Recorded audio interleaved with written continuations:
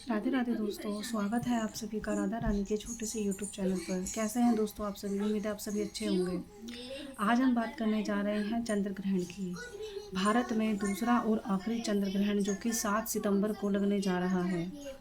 यह एक खगोलीय घटना होती है और जिसका कि वैज्ञानिक से भी लेन देन होता है और जो हमारे हिंदू धर्म के पंचांग होते हैं उनसे भी लेन देन होता है। हर तरीके से मतलब इनका अलग अलग एक एक तथ्य बना हुआ है। तो हम बात करेंगे हिंदू पंचांग के हिसाब से यह जो चंद्र ग्रहण रहेगा भारत देश में दिखाई देगा। भारत के अलावा America, Antarctica, Asia, New Zealand, Fiji जैसे अनेक देशों में भी ये दिखाई देगा।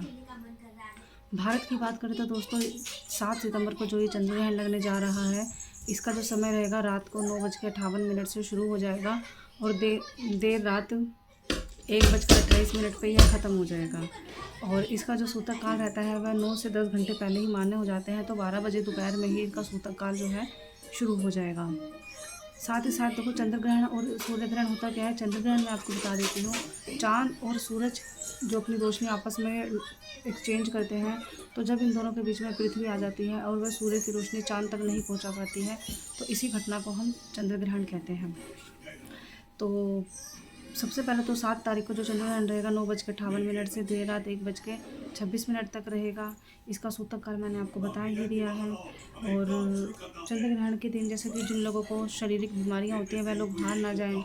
आँखों के ऐसा कहा जाता है कि हम डायरेक्ट अपनी आँखों से नहीं पता होता है लोगों को, अपनी आँखों से देखने लग जाते हैं, तो कभी भी चंद्र ग्रहण या सूर्य ग्रहण को डायरेक्ट अपनी आँखों से नहीं देखना चाहिए। आपको कोई ग्लास, आँखों में चश्मे या फिर एक्सरा हमारे जो आते हैं एक्सरे में देखना चाहिए, उससे आपको साफ दिख जाता है, देखना चाहो तो आप। इसके अलावा देखो चंद्र ग्रहण के दिन दोस्तों क्या होता है, जो कि घर में हमें खाना बनाना होता है, खाना पीना हमारा होता है, वह हमें पहले से ही बना लेना चाहिए। चंद्र ग्रहण के समय खाना नहीं बनाना चाहिए। और जो हमने खाना पहले से बनाया है, प्रत्येक चीज़ में आपके घर के भोजन पान की हर चीज़ में आप तुलसी दल अवश्य डाल के रखें। तुलसी दल से उसका जो नकारात्मक शक्तियाँ होती हैं वह समाप्त हो जाती हैं। चंद्र ग्रहण के दिन सबसे पहले आपको क्या करना है, गुस्सा नहीं करना है। अगले 15 दिन तक आपको चंद्र ग्रहण के साथ साथ जिस दिन चंद्र ग्रहण लगेगा उस दिन और अगले 15 दिन यानी कि पूरे 15 दिन तक आपको नॉर्मल जीवन जीना है, गुस्सा नहीं करना है, क्योंकि उनका असर 15 दिन तक रहता है। ठीक है। और चंद्र ग्रहण जो लगने जा रहा है स्पेशली कुंभ राशि में लगने जा रहा है, पितृपक्ष नक्षत्र में लगने जा रहा है, तो कुंभ राशि के लोगों के लिए थोड़ा सा सावधानी बरतने की भी चीज़ें रहेंगी। है चंद्र ग्रहण के समय ना तो कुछ खाना होता है ना पूजा करनी होती है, आपको कहीं शमशान जगह पे नहीं जाना होता है, कोई नया कार्य कुछ नहीं शुरू करना होता है। चंद्र ग्रहण के समय पे आपको करना क्या होता है, मंत्रों का जाप करिए जो कि आपके नकारात्मक शक्ति को ख़त्म करता है और अच्छी ऊर्जाओं को आपके पास लेकर आता है। जैसे ही चंद्र ग्रहण समाप्त हो जाता है तो आप लोगों को करना क्या है, अपने सारे घर में पोछा लगाना है और गंगा जल का छिड़काव करना है। नकारात्मक जो भी शक्तियाँ उनको ख़त्म करनी है। गाय को दान के रूप में आप गाय को घास दीजिए, गाय को पक्षियों को दाना दीजिए, पानी पिलाइए, गरीबों को दान दीजिए। ग्रहण के समय में ग्रहण खत्म होने के बाद गुड़ का दान करना बहुत ही आवश्यक माना जाता है। और जो कि ये चंद्र ग्रहण है तो आप सफ़ेद चीज़ों का दान भी कर सकते हैं।